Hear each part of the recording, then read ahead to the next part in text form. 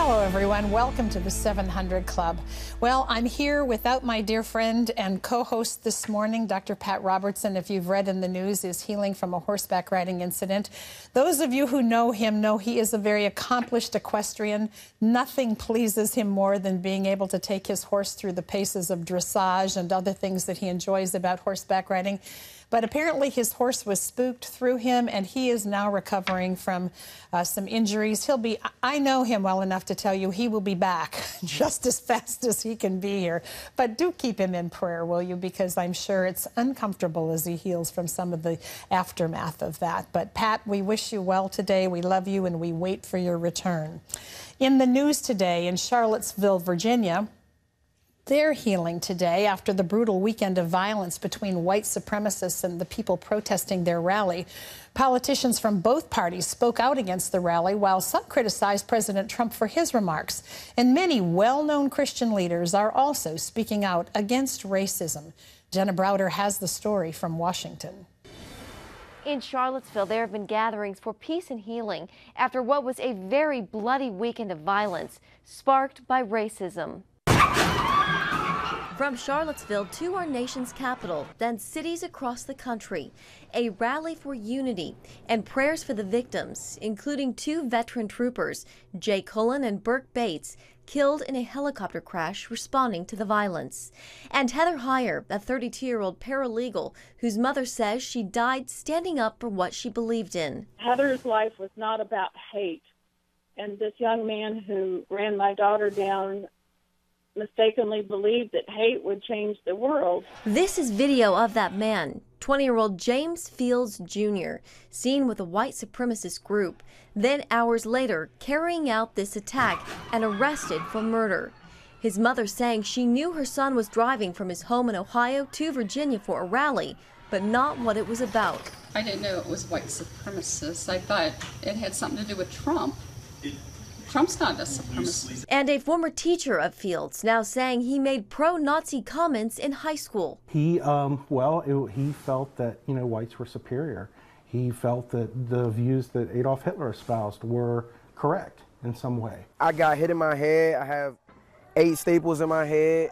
DeAndre Harris says a group of white nationalists armed with shields and helmets beat him with poles. Just calling me the N-word, telling me to die.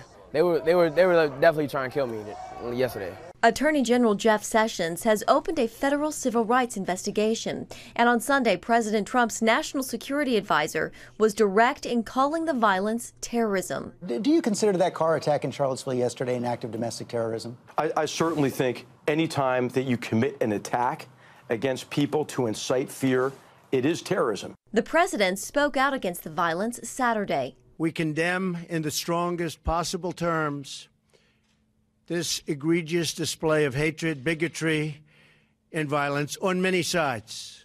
But both Republicans and Democrats criticized him for not specifically condemning white supremacists and related groups. The White House later said, of course that includes white supremacists, KKK, neo-Nazi, and all extremist groups. Many Christian leaders also blasted the white nationalists and their ideas. Beth Moore tweeting, "We cannot renounce what we will not name. It's called white supremacy." And Franklin Graham, "Violence and hatred aren't the answer." Other Christian leaders spoke out as well while encouraging a message of God's love for all people. In Washington, Jenna Browder, CBN News. What a sad, sad scenario. And as you can see, this happened in Charlottesville, but not everyone who was participating was from Charlottesville. I mean, I'm not sure who all of these people are that are a part of the white supremacy groups, but we do need to call it what it is, speak out against it, and do everything we can to seek change. Well, many other Christian leaders spoke out against white supremacism as well this weekend, and you can find their statements on cbnnews.com. Vice President Mike Pence also condemned the violence in Charlottesville, and John Jessup has that story from our CBN News Bureau in Washington. John? That's right, Terry. The vice president made his remarks after arriving in Colombia at the start of his week-long trip to Latin America. Yesterday, President Trump clearly and unambiguously condemned the bigotry, violence, and hatred which took place on the streets of Charlottesville. Our hearts go out to the victims of violence that ensued. We have no tolerance for hate and violence from white supremacists, neo-Nazis, or the KKK. Vice President Pence met with Colombian President Juan Manuel Santos to discuss curbing the flow of drugs to the U.S. and the unrest in Venezuela. Venezuela is sliding into dictatorship, and as President Trump has said, the United States will not stand by as Venezuela crumbles. We will continue to stand with free nations across our hemisphere until democracy is restored for the Venezuelan people. Security. The vice president's trip will take him to Argentina, Chile, and Panama. Senior U.S. national security military officials say a military confrontation with North Korea is not imminent, but also not necessarily off the table. I think we're not closer to war than a week ago, but we are closer to war than we were a decade ago. I've heard folks talking about we being on the cusp of a nuclear war. I've seen no intelligence that would indicate that we're in that place today. The statements come after North Korea threatened to fire 4 intermediate-range missiles into the western Pacific Ocean near Guam, a strategic U.S. territory. Well, a divided GOP split between establishment Republicans and Tea Party conservatives sounds like Capitol Hill here in Washington, but similar battles are also popping up at the state level. I recently traveled to Texas, where the division has brought a bathroom bill to the verge of collapse. Texas lawmakers have a shorter summer vacation thanks to a 30-day special session called by the governor to address key issues from property taxes to school funding and new abortion restrictions. But the issue getting the most attention is the Texas Privacy Act, or more commonly known as the bathroom bill. It would require public schools and government buildings to limit bathroom use to a person's gender as reflected on their birth certificate or driver's license, and keep transgender athletes from competing in high school sports. And we need to demand that they need to stop SB 3. Allies protesting the measure include transgender Texans, big business, and law enforcement. We are not trying to harm anyone. We're just saying that we are part of society and we deserve to be treated with respect. They call it hateful, bigoted, and an attack on their civil rights. The bill's author sees it differently. When we talk about the civil rights issue of our time, I think that this is, for me, a women's rights issue of our time. Lois Kolkhorst told CBN News she spent a lot of time in prayer over the issue. I really went into this about protecting women and children in those intimate spaces from what would be sexual predators. I think that the mainstream media has turned it into something else. While it passed the Senate, moderate Republican leaders in the House appear to have blocked the measure, saying it could drive away business.